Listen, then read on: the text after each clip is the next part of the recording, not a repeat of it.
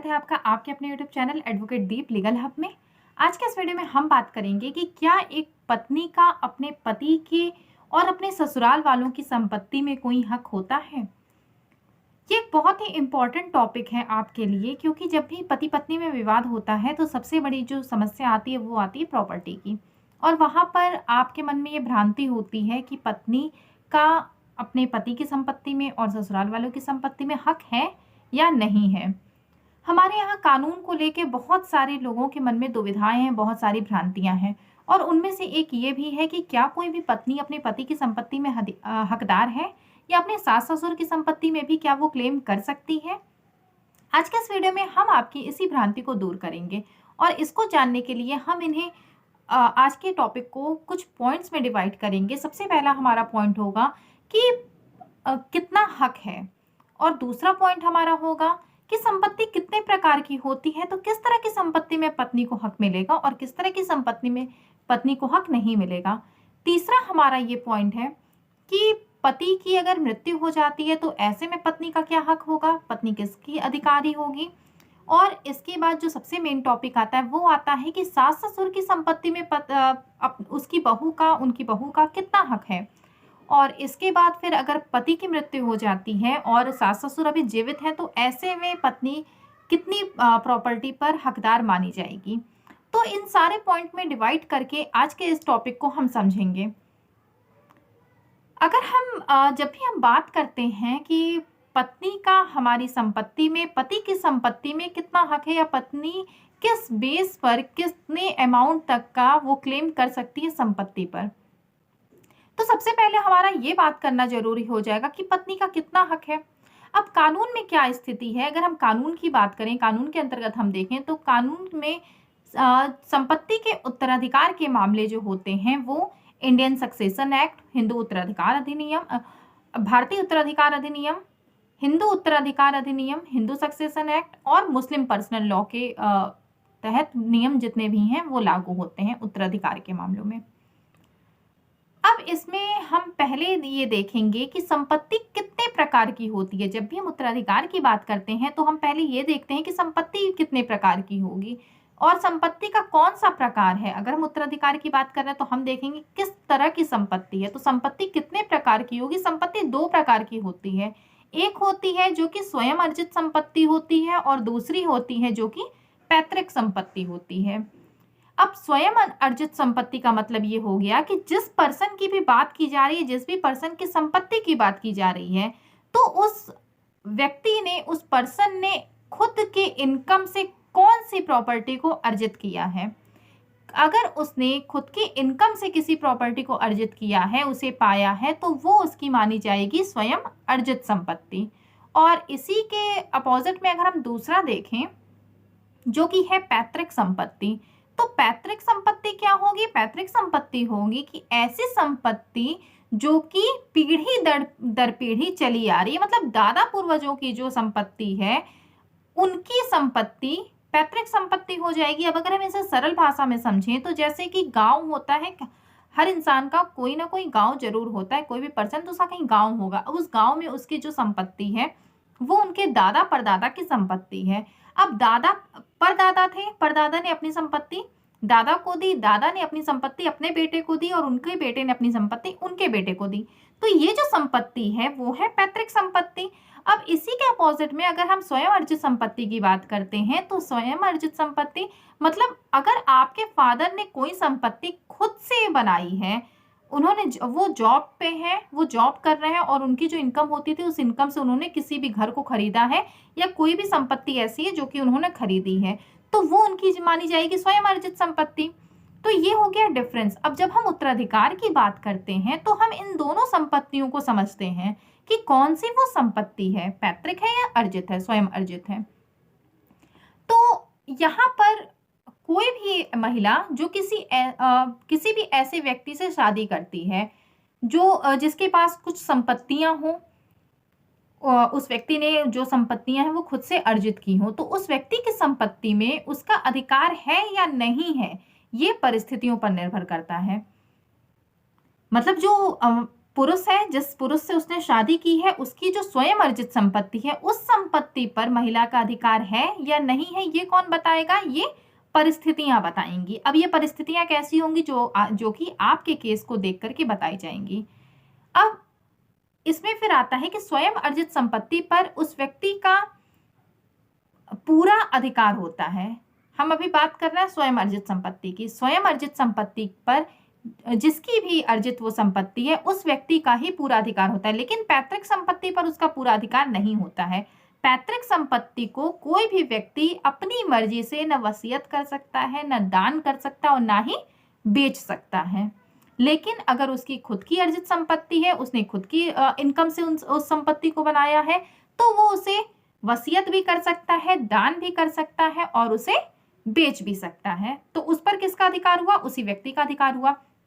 अब यहां देखिए, अगर उस व्यक्ति का अधिकार है तो क्या ऐसी संपत्ति पर पत्नी क्लेम कर सकती है? बिल्कुल भी नहीं कर सकती। अगर आपकी स्वयं अर्जित संपत्ति है तो वो आप जिस भी व्यक्ति को चाहें वो आप उसे दान दे सकते हैं, वसीयत कर सकते हैं या बेच सकते हैं। इस पर आपका पूरा अधिकार होगा।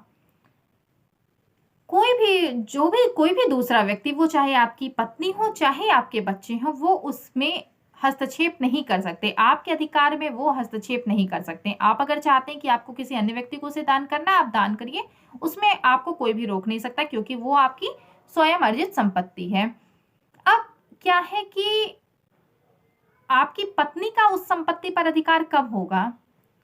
जो आपकी स्वयं अर्जित संपत्ति है, उस संपत्ति पर आपकी पत्नी का अधिकार कब होगा?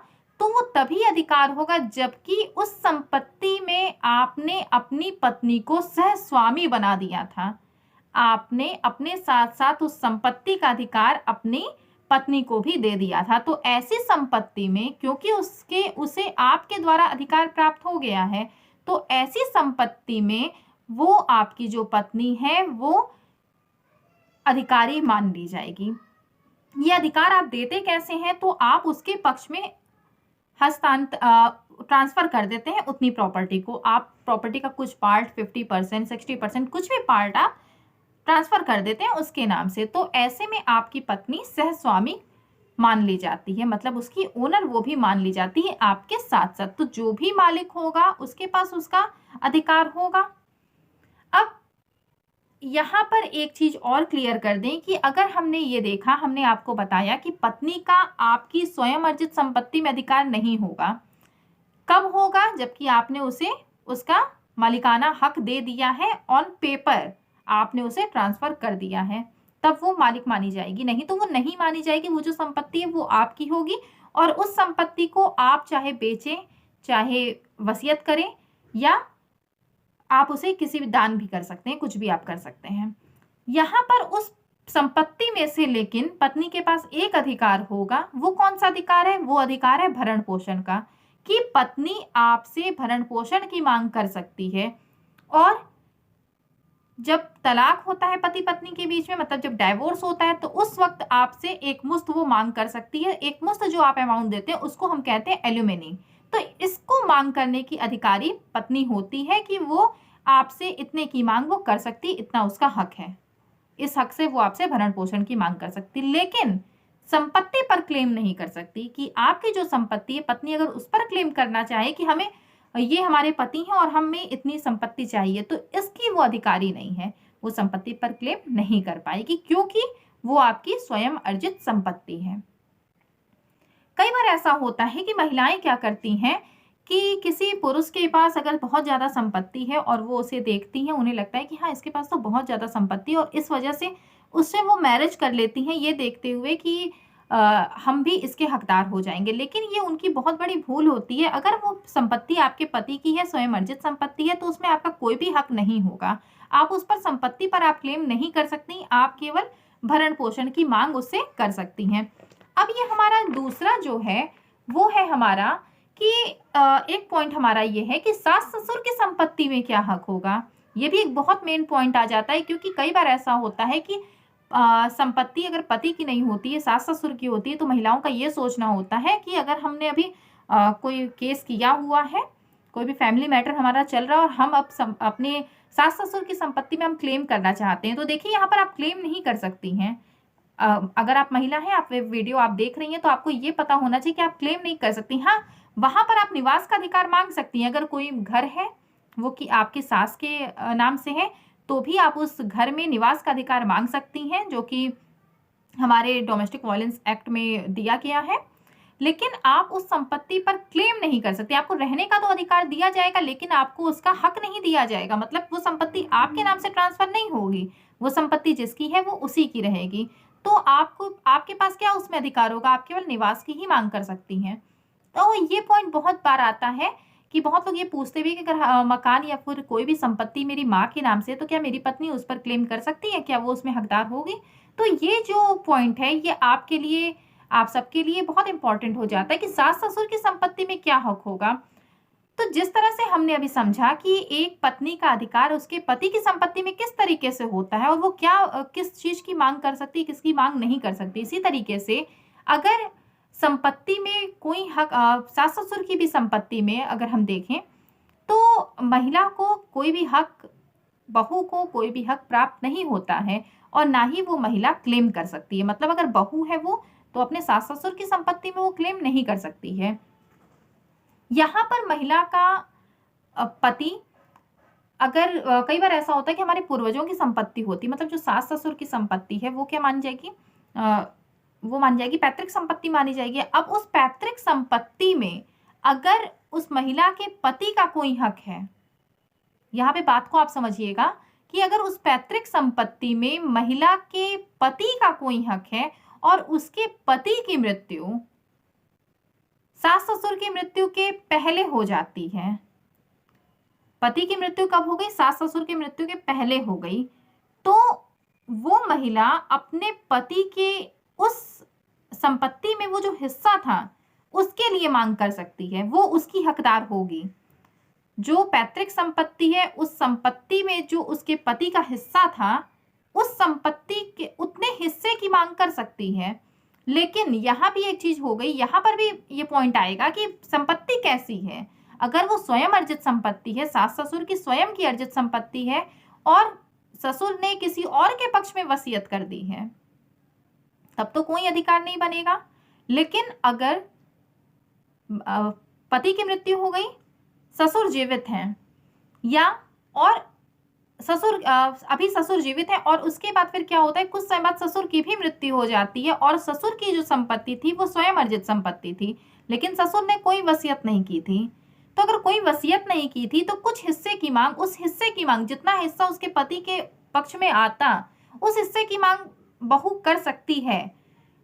और इसमें एक चीज और कि अगर उसकी पैतृक संपत्ति है तो पति के हिस्से की मांग, जितना हिस्सा पति का बनता है उसकी मांग वो कर सकती है। स्वयं अर्जित संपत्ति है, वसीयत नहीं हुई है तभी मांग कर सकती है, वसीयत हो गई है तो कोई भी मांग नहीं कर सकती है।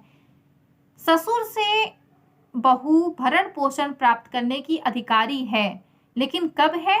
जबकि बहू खुद के साधन से भरण पोषण नहीं कर सकती। पति मर गया, ससुर है और इधर पत्नी के घर वाले, मतलब मायके वाले, तो सबसे पहली जिम्मेदारी मायके वालों की बनेगी कि मायके वाले उसका भरण पोषण करेंगे। अगर वो समर्थ नहीं है भरण पोषण करने में, तब ससुर से भरण पोषण की मांग पत्नी बहू कर सकती है, नहीं तो नहीं कर सकती। तो सास ससुर की भी संपत्ति में बहू का कोई भी हक नहीं है कि बहू उनकी संपत्ति में कोई क्लेम करे। क्लेम कब करेगी ये आपको बता दिया गया कि अगर पति का हिस्सा है और पति की मृत्यु हो गई है, तो ऐसी स्थिति में केवल उस हिस्से की मांग कर सकती है जो कि उसके पति का होता। इसके बाद पति की मृत्यु पर पत्नी का कितना हक होता है? जब इसमें भी जब पति ने स्वयं अर्जित संपत्ति, जो पति की जो स्वयं अर्जित संपत्ति थी उसकी वसीयत नहीं की है और उसकी मृत्यु हो जाती है। अगर स्वयं की अर्जित संपत्ति है और पति ने वसीयत कर दी, तब तो मामला ही यहाँ खत्म हो गया। वसीयत कर दी है, दान कर दिया है, कुछ भी अगर इस तरह का कर दिया है तो यहाँ तो मामला ही खत्म हो गया। बेच दिया तो कोई मतलब नहीं है। लेकिन अगर स्वयं अर्जित संपत्ति थी और पति ने वसीयत भी नहीं की थी, तो उसकी मृत्यु के बाद उसकी पत्नी का भी हक उस संपत्ति में बनता है। माँ जीवित है तो माँ का भी हक बनता है, बच्चे हैं तो बच्चों का भी हक बनता है। ये पति की मृत्यु के बाद, जबकि पति ने उस संपत्ति को न तो वसीयत किया है, न तो दान किया है और ना ही बेचा है। तो ये पूरा अगर आप सुने वीडियो, आप बहुत ध्यान से अगर इसको सुने तो आपको ये चीजें क्लियर हो जाएंगी कि पत्नी का उसके पति की संपत्ति में, उसके सास ससुर की संपत्ति में कोई भी हक नहीं होता कि वो उस संपत्ति में क्लेम कर सके, लेकिन पत्नी भरण पोषण की मांग कर सकती है। और साथ ही में अगर तलाक हो जाता है, डाइवोर्स हो जाता है, तो एक मुश्त भरण पोषण की राशि उस महिला को प्राप्त हो जाती है। तो आज के इस वीडियो से आपको ये क्लियर हुआ होगा कि पत्नी का अपने पति की संपत्ति में, अपने सास ससुर की संपत्ति में ऐसा कोई भी अधिकार नहीं होता कि वो उस संपत्ति में को अपने नाम से ट्रांसफर करवाने की मांग कर ले। ये पूरा वीडियो आपको कुछ चीजें समझाने के लिए बनाया गया था। उम्मीद है कि आपको बात समझ में आई होगी, आपका ये टॉपिक जरूर क्लियर हुआ होगा। इससे संबंधित अगर आपको कोई भी आपका क्वेश्चन है तो आप नीचे कमेंट बॉक्स में पूछिए। अगर आपका कोई केस है, उससे संबंधित आप हमसे बात करना चाहते हैं, तो आपको डिस्क्रिप्शन में व्हाट्सएप नंबर मिल जाएगा। उस नंबर पर आप व्हाट्सएप करते हैं तो आपको पूरी डिटेल वहां से मिल जाएगी। उस डिटेल को आप देखिए, और इसके कुछ चार्जेस होते हैं, अपॉइंटमेंट आपको लेनी होगी, उसके बाद आपकी हमसे बात हो पाएगी। वो सारी डिटेल आपको व्हाट्सएप के थ्रू मिल जाएगी। और अगर आप कॉल करेंगे तो आपकी कॉल रिसीव नहीं होगी। आप अगर व्हाट्सएप कॉल करते हैं तो वो कॉल आपकी रिसीव नहीं होगी। आप बार बार अगर कॉल करेंगे तो आपके नंबर को ब्लॉक भी कर दिया जाएगा। तो इसलिए कोशिश करिए कि एक मैसेज करिए, ड्रॉप करिए, उसमें आपको जो डिटेल मिल जाती है आप उसे फुलफिल करिए, उसके बाद फिर आपकी हमसे बात हो जाएगी। और अगर आपका कोई भी क्वेश्चन हो कमेंट बॉक्स में पूछिए, वीडियो को लाइक करिए, शेयर करिए। चैनल पर नए होंगे तो सब्सक्राइब करना बिल्कुल मत भूलिएगा, बेल आइकन को जरूर प्रेस करिए। किसी भी टॉपिक पर वीडियो चाहते हैं तो उस टॉपिक को आप कमेंट बॉक्स में लिखिए, उस पर आपको वीडियो बना करके दिया जाएगा। वीडियो को लास्ट तक देखने के लिए बहुत बहुत धन्यवाद।